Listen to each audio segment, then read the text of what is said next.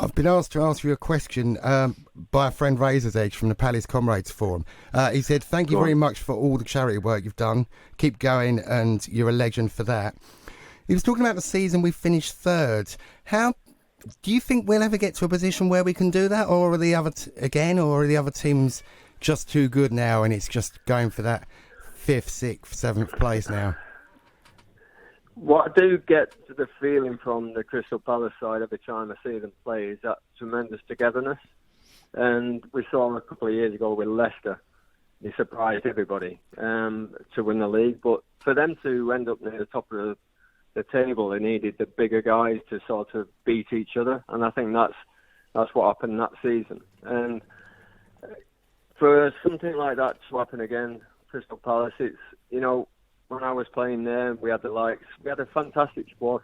People forget it was like, it came from nowhere really. There were a lot of players that came from lower leagues or were dismissed at other clubs, and they all seemed to work together. And sometimes you have to be fortunate.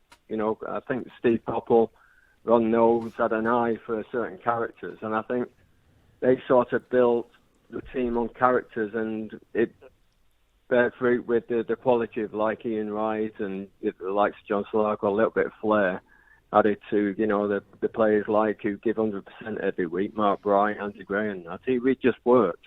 A little bit like the crazy gang mentality. Palace now.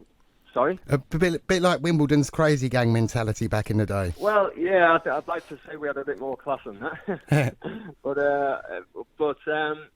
I think there is that team spirit there that you can't fault, and I think it is crying out to be added to.